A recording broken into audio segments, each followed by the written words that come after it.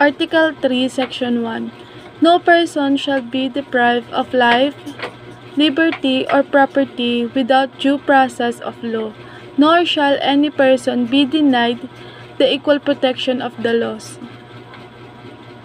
Section 2. The right of the people to be secure in their persons, houses, papers, and effects against unreasonable searches and seizures of whatever nature and for any purpose shall be inviolable, and no search warrant or warrant of arrest shall issue except upon probable cause to be determined personally by the judge after examination under oath or affirmation of the complainant and the witnesses he may produce, and particularly describing the places to be searched and the persons or things to be seized. Section 3. Number 1. The privacy of communication and correspondence shall be inviolable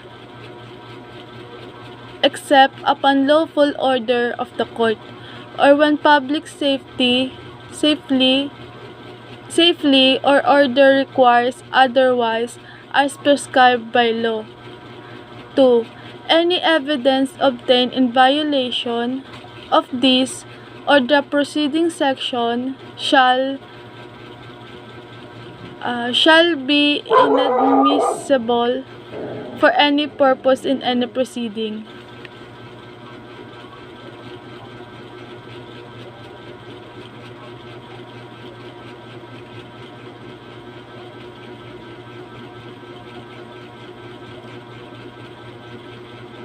Section 4.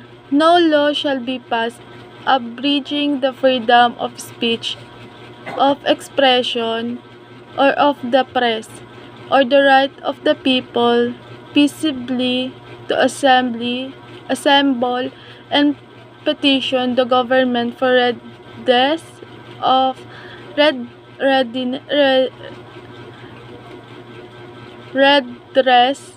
of grievances.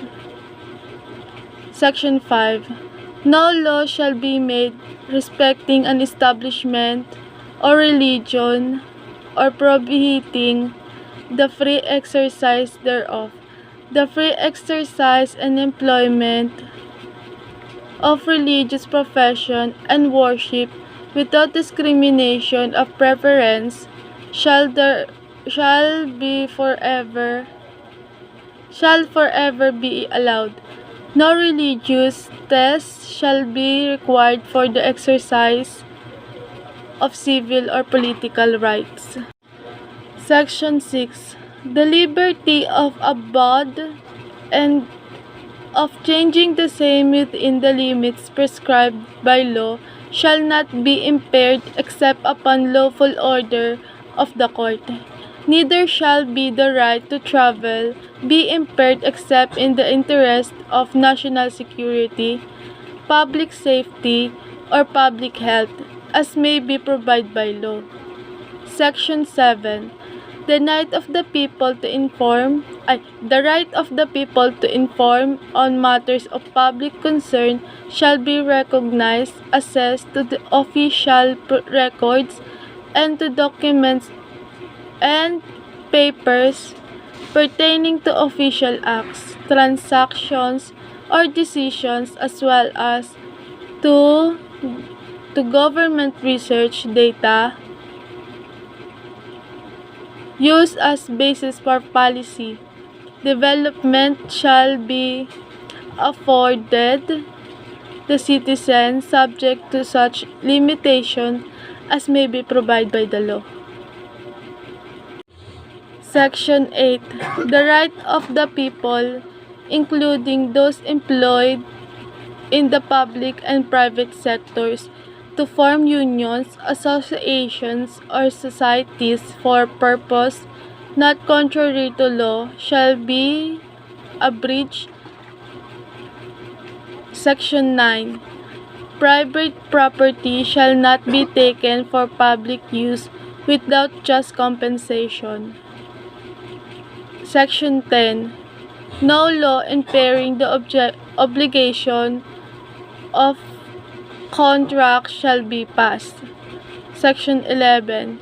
Free access to the courts and quasi-jurisdiction bodies and adequate legal assistance shall not be denied to any person by reason of property. Section 12. Number 1. Any person under investigation for the complication for the commission of an offense shall have the right to be informed of his right to remain silent and to have competent and independent counsel, preferably of his own choice. If the person cannot afford the service of counsel, he must be provide one with the right cannot be waived except in writing and in the presence of counsel. 2. No torture, force, violence, threat, intimidation, or any other means which vitiate the free will shall be used against him.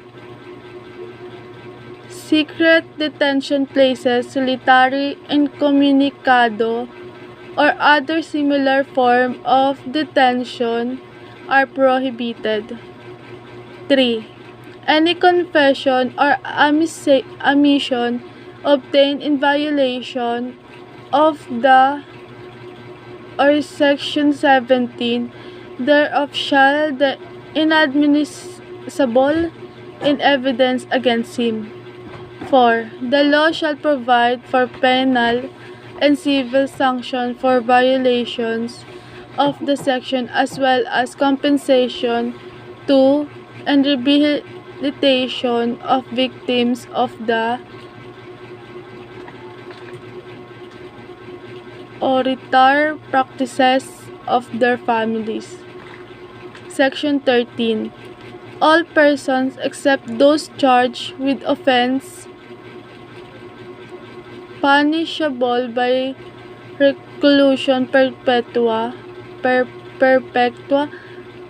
when evidence of guilt is strong shall before conviction be bailable by sufficient sureties or be released on recognizance as may be provided by law. The right to bail shall not be impaired even when the privilege of the writ or habeas corpus is suspended. Executive bail shall not be required. Section 14.1. No person shall be held to answer for a criminal defense without due process of law. 2.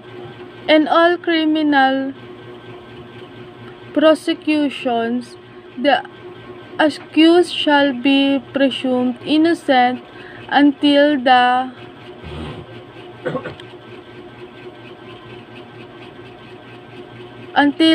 contrary is proved, and shall enjoy the right to be heard by himself and counsel, to be informed of the nature and cause of the accusation against him, to have a speedy, impartial, and public trial, to meet the witnesses face to face, and to have compulsory process to secure the attendance of witnesses and the production of evidence in his behalf.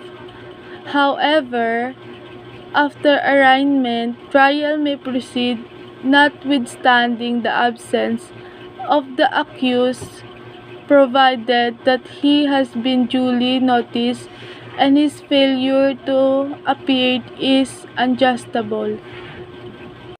Section 15. The privilege of the writ of habeas corpus shall not be suspended except in cases of invasion or rebellion when the public safety requires it. Section 16.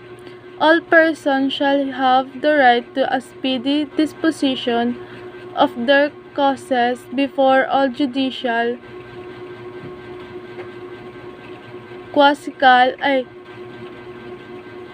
quasi-judicial or administrative bodies.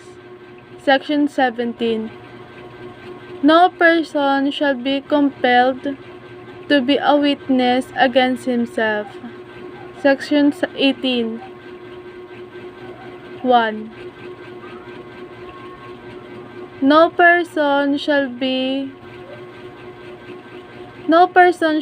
detained solely by reason of his political beliefs and aspirations. 2.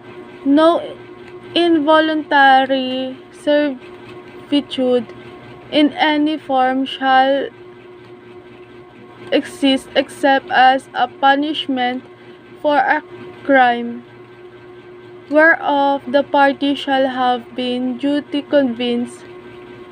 Section 19. Number 1.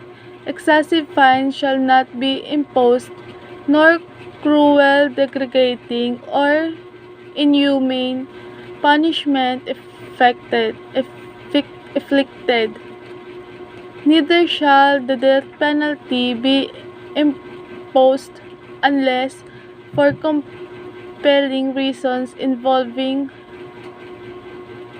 heinous crimes. The Congress hereafter provides for it. Any death penalty already imposed shall be reduced to reclusion perpetua. 2. The employment of physical, psychological, or degrading punishment against any prison or detained of the use of substandard or inadequate penal facilities under subhuman conditions shall be dealt with by law. Section 20. No person shall be imprisoned for debt or non-payment of a poll tax. Section 22. No person shall be twice put in jeopardy of punishment for the same offense. If an act is punishable by the law and an ordinance, conviction of or acquittal under either shall constitution and bar to another prosecution for the same act. Section 22. No ex post facto law or bill of attainder shall be enacted. That's all. Thank you.